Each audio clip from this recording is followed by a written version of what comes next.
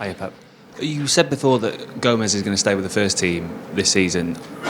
Are we discounting signing another left back? Forget about it. So another left back's not happening. How much would you envisage Gomez playing in that role then? Because the guy was number 10, like a little bit Zinchenko Alex, and now he adapted in that position. And when that's happened, Cruyff told me all the time, when a winger can play with a left back, they will be the best left back. And when a holding midfielder can play as a central defender, that would be the best central defender. So I believe when the players can go, it's difficult for the players from behind, start from behind, play forward. It's more difficult than to play the forward and back. That means the guy have a good path when play wide, but when can play inside, that sometimes you use it as a fullback. Like was number 10, had the quality to do it in the small pockets, in the small spaces in the middle. And after we know him a little bit and the fact as a person, and we convince them that the way he comes, I like to, when the players come here, like, it's a dream, because after they give everything for us, and this is so good, he's so young, he's open to learn. I spoke with Beanie, asked him a little bit about him, and of course he has to improve in some departments. That's why he's 21 years old, and that's why he's going to improve. But I think it's perfect for what we need. With Josh, the other guy we have at the academy, I'm really impressed and really happy. And decide to go for now left back because the last 2 years was injured many times in terms of ACL and hamstrings. And I didn't want, rely on, not about his quality, but I trust a lot. It's about he will be able to sustain every 3 days, games. In this demanding league, that's why we need an extra left back in this position, because now John can play right back, for example, Joao can play that. You have like John, Rico Lewis, another player that I'm so impressed how good it is. It's just 70 years old. So now I have the feeling that, okay, if you have some problems with Kyle and Joao, we have some players we can replace. And that's why Sergio came. With Sergio, Joao, and George in that position left, we are covered. Even Nathan can play there. In right, you have Kyle, Joao, and maybe John and Rico. So we don't have a big squad, but we have some players can play in different positions quite well. And now it's right. That's why we don't need. We never thought thinking one left back and another one. Absolutely not. So the moment we decide for Sergio, it was okay. The debate for another one, it was over. What can I ask? What's changed with Sergio then? Because the suggestions were that he was going to be a development player and maybe go out on loan, but now he's going to remain with the club. Yeah, the first action for the club, we want to sign him for main loan. Maybe Girona, maybe another place. Girona wants him, and the club maybe want to think and invest on him to loan him. But the moment we could not go through with Cucurella because the club decide, okay, we are not going to pay this amount of money for this player. I said, okay, think about it. The day we had before with Sergi and stand to loan, see him a little bit. We spent time the last days to watching him more. And I said, okay, it's going sweet, perfect for everything, for the price. It's perfect for us and young player, desire. And I said, okay, go for him. And the club, as always, did the perfect job. Hi, Pep. Can I just ask about Nathan Ake? There was obviously a lot of speculation about his future in the summer.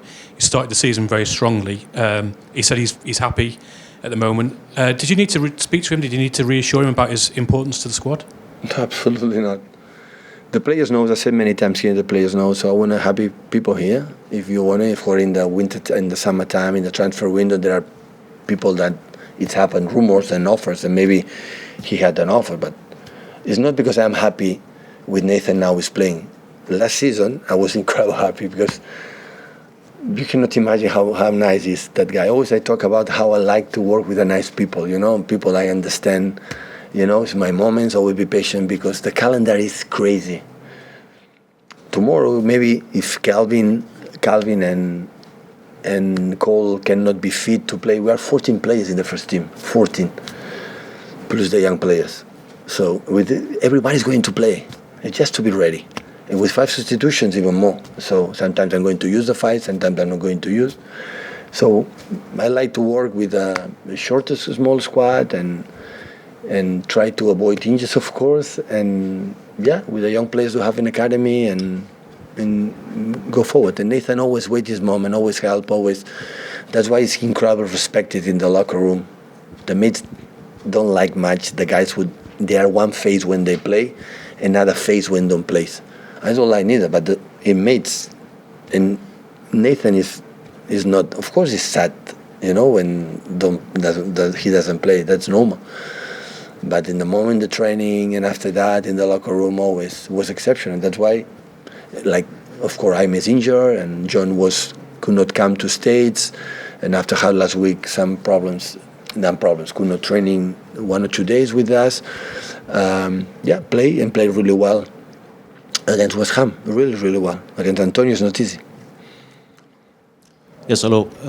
Erling has obviously had 2 different weeks, one after Community Shield where questions were raised, and one after West Ham where he was compared to big stars like Alan Shearer and Thierry Henry. How has he handled these 2 different weeks on training, you feel? I'm not sleeping with him, so I'm not at home, so I don't know.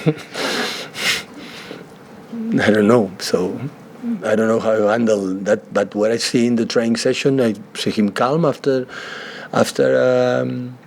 Liverpool and calm after West Ham. I can tell you something. The debate is coming back. And the moment he's not going to score goals, he's going to say, "Oh, maybe it's not good. He's unadapted when he's scoring goals." So now that all our world is what happened today. Today it looks like it's the end of the world. What happened today, and it's not true. So we can lose 3 games, and after we can win 14 games. Juan Malillo last season teach me a lot about that. When in the bad situations, always teach me, relax, Pep. Relax. Everything is going well. Everything is going well, and he will, because the team is, in the locker room behave perfectly. And when we were perfect, I said, I told you perfect, but now relax and enjoy the moment, and this is what I have to live. So the most important thing when we are inside there, of course the rumors are there. That is an honor for us because that means how the people care our job, how the people invest. That's why we can live better.